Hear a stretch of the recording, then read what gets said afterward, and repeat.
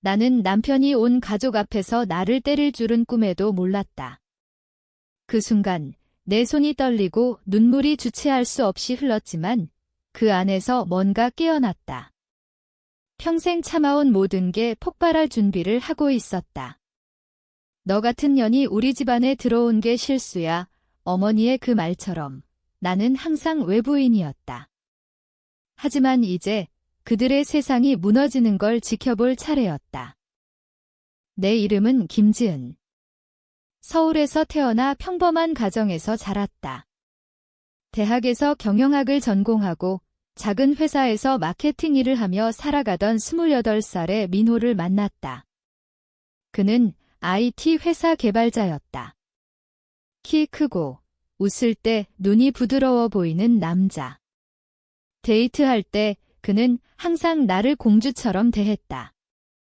지은아, 너 없인 못 살아. 그런 말에 홀려서 2년 만에 결혼했다. 결혼식 날부터 이상한 기운이 느껴졌다. 시어머니는 나를 보며 요즘 애들은 집안일도 제대로 못하면서 결혼하네라고 중얼거렸다. 시아버지는 무관심했고 시누이는 나를 위아래로 훑으며 오빠가 왜 이런 여자를 이라고 속삭였다. 민호는 그냥 웃으며 넘겼다. 엄마가 원래 그래? 적응해. 그 말이 시작이었다. 결혼 후 우리는 시댁 근처 아파트로 이사했다. 주말마다 시댁에 가서 밥을 차리고 청소를 했다. 나는 풀타임 직장인이었지만 민호는 가족이니까 라고만 말했다. 처음엔 참았다. 사랑하니까. 하지만 점점 그들의 태도가 날카로워졌다. 시어머니는 내 요리를 맛보고 지게 뭐야? 소금이 부족하네라고 툭 던지며 버렸다. 시누이는 내 옷차림을 비웃으며 촌스럽네라고 했다. 민호는 항상 중재 대신 참아, 지은아라고만 했다. 한 번은 임신 초기였다. 입덧이 심해 시댁에서 제대로 먹지 못했다. 시어머니가 짐신했다고 웅석 부리냐? 우리 때는 그런 거 없이 다 키웠어 라고 소리쳤다. 나는 화장실에서 울었다. 민호에게 말했더니 텀마가 걱정해서 그래라고 했다. 그날 밤 나는 태아를 위해 참기로 했다. 하지만 유산됐다.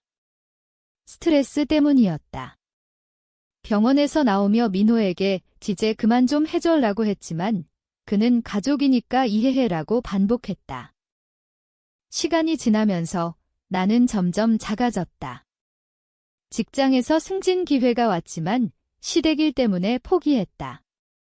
민호의 생일 파티에서 시누이가 내 선물을 보며 산티나네라고 웃었다.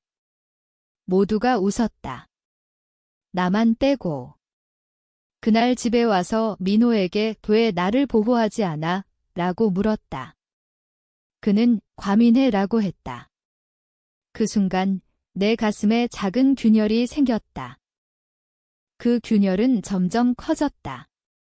크리스마스 때 시댁에서 저녁을 먹었다. 내가 만든 케이크를 시어머니가 맛없어라고 밀치며 바닥에 떨어뜨렸다. 모두가 웃었다. 나는 주방에서 울며 치웠다. 민호는 미안디라고만 했다. 하지만 다음 날 그는 다시 가족이니까 라고 말했다. 나는 밤새 잠 못 이루며 생각했다. 왜 나는 항상 희생자인가? 왜 그들은 나를 사람 취급하지 않는가? 그리고 그날이 왔다. 설날이었다. 온 가족이 모였다. 내가 차린 상을 보며 시어머니가 지게 설 상이냐? 제대로 못하네 라고 비아냥거렸다. 나는 참으려 했지만 어머니, 제가 최선을 다했어요 라고 말했다. 그게 실수였다. 시어머니가 벌떡 일어나 감히 말댔고 라고 소리쳤다. 민호가 끼어들었다. 지은아, 사과해. 나는 고개를 저었다. 왜 항상 나만? 그 순간 민호의 손이 내 뺨을 스쳤다. 입 다물어 온 가족 앞에서. 그 소리가 방 안에 메아리 쳤다. 나는 얼어붙었다. 눈물이 흘렀지만 울지 않았다. 대신 뭔가 깨어났다. 약 522. 그 슬픔은 분노로 바뀌었다. 가족들이 어색하게 웃으며 민호야, 왜 그래 라고 했지만 민호는 기년이 말대꾸해서 라고 대꾸했다. 나는 자리에서 일어났다. 이혼하자, 그 말이 내 입에서 나왔다. 방 안이 조용해졌다. 시어머니가 뭐라고, 라고 소리쳤지만 나는 이미 문을 향해 걸어가고 있었다. 민호가 쫓아와 지은아, 미안해. 화가 나서, 라고 했지만 나는 돌아보지 않았다. 집에 돌아와 짐을 쌌다. 그날 밤, 나는 혼자 앉아 지난 5년을 돌아봤다. 결혼 전, 나는 독립적이고 밝은 여자였다. 친구들은 지은이 너처럼 강한 애가 왜 참아, 라고 했지만 나는 사랑 때문에 참았다. 이제 깨달았다. 그건 사랑이 아니었다. 종속이었다.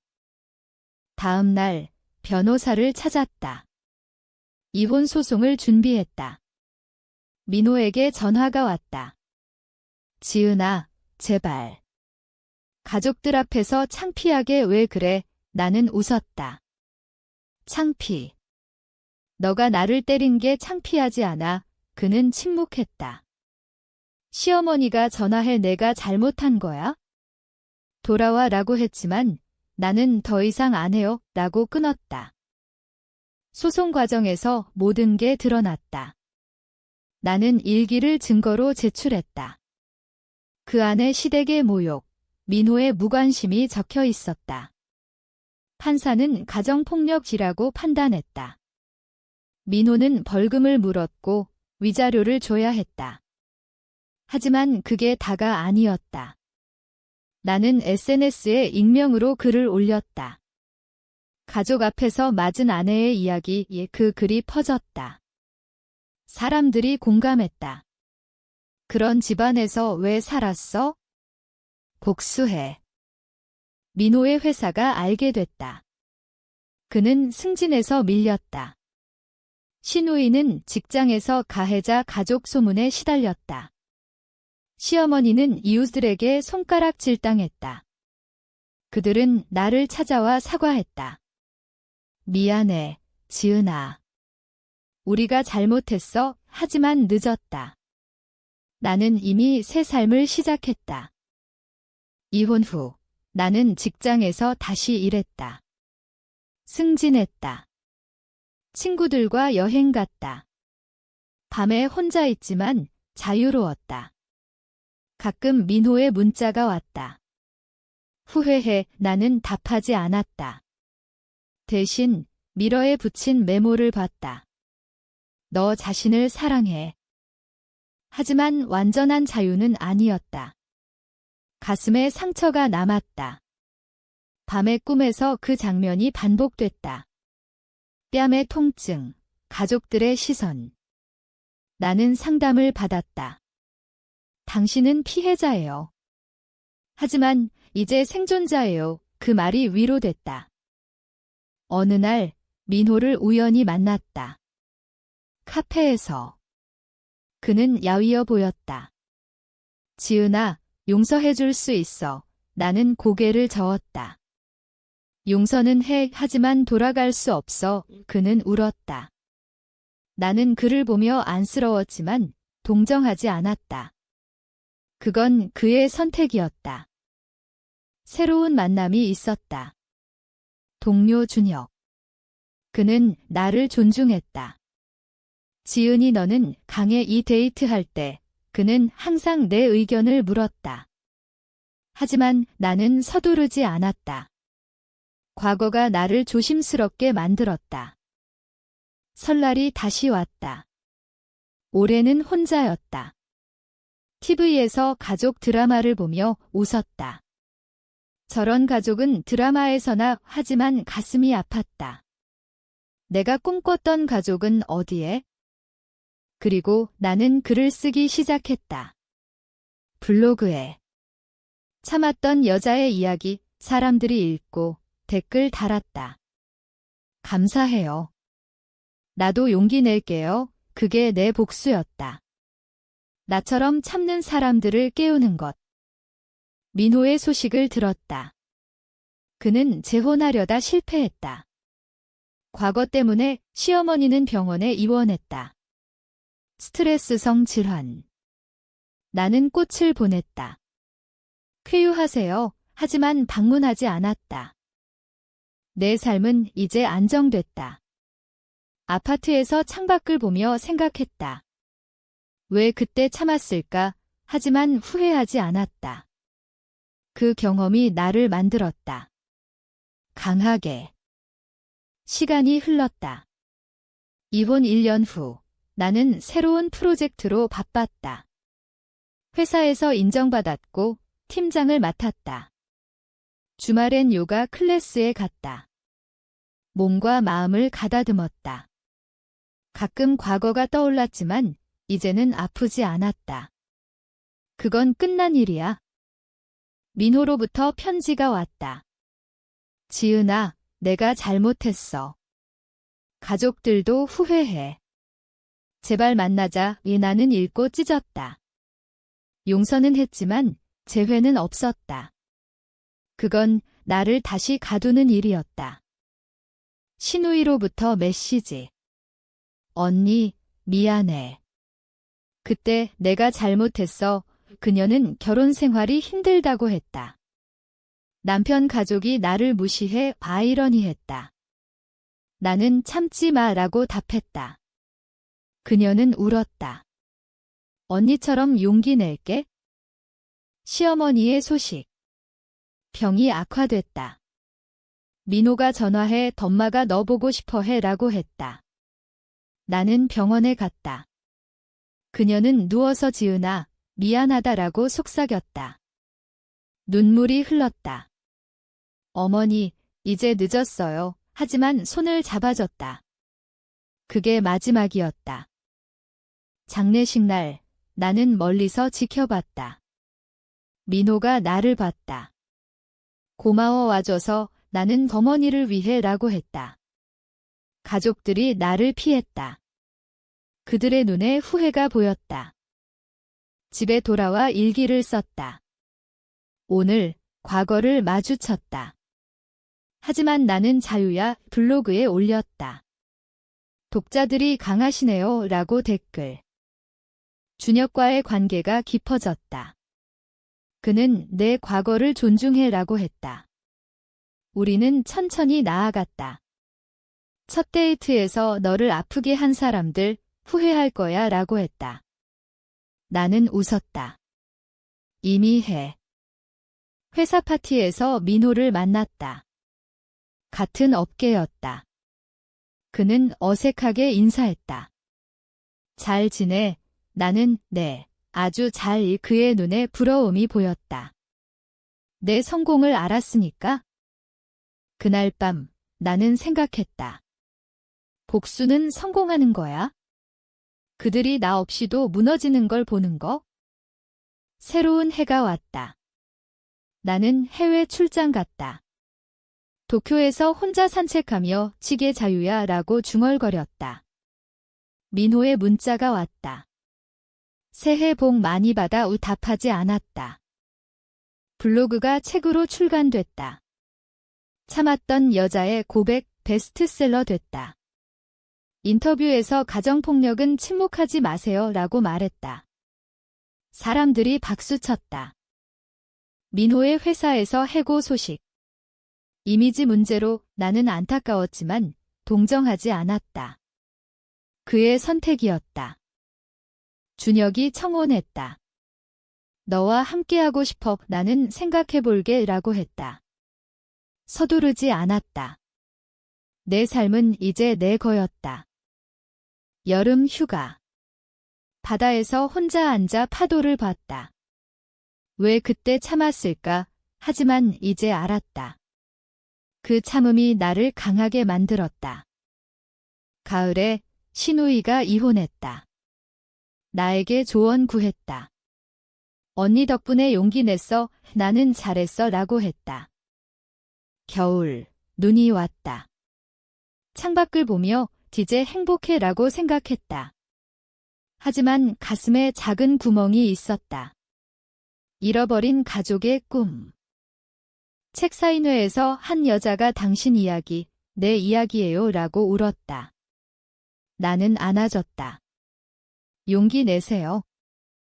민호를 마지막으로 봤다. 거리에서. 그는 혼자였다. 나는 미소 지었다. 안녕, 그는 지은아이라고 했지만 나는 지나쳤다. 내 삶은 계속됐다. 강하게, 자유롭게. 2년이 지났다. 나는 이제 부장 됐다. 팀원들이 지은 씨처럼 되고 싶어요 라고 했다. 나는 웃으며 참지 말고 말하세요 라고 조언했다. 블로그는 커뮤니티가 됐다. 여성들이 경험 공유했다. 준혁과 결혼했다. 작은 결혼식. 내 가족과 친구들만. 그는 내 가족이 될게라고 했다. 우리는 행복했다. 아이를 가졌다. 임신 소식에 눈물이 났다. 이번엔 지킬게. 민호의 소식. 재혼했다. 하지만 행복하지 않다고 들었다. 새 아내가 참지 않아 아이러니? 신우이가 재혼했다. 언니 덕분에 강해졌어 라고 했다. 우리는 친구가 됐다. 책이 드라마화됐다. 참았던 여자, 시청률 높았다. 사람들이 현실적이야 라고 했다. 인터뷰에서 복수는 용서하는 거예요. 하지만 잊지 않는 거라고 말했다. 집에서 아이를 안으며 너는 강하게 키울게 라고 중얼거렸다. 과거가 교훈됐다. 가끔 꿈에서 그 장면. 하지만 깨어나면 미소 지었다. 지났어. 새 책을 썼다. 자유의 대가 우 베스트셀러. 민호가 책 사인회에 왔다. 축하해 나는 우 고마워 라고 했다. 그의 눈에 후회가 보였다. 집에 돌아와 준혁에게 오늘 민호 봤어 라고 했다. 그는 괜찮아. 나는 완전히. 여름, 가족 여행. 바다에서 아이와 놀았다. 행복했다. 가을, 신우이와 만나 과거 잊자 라고 했다. 그녀는 울었다.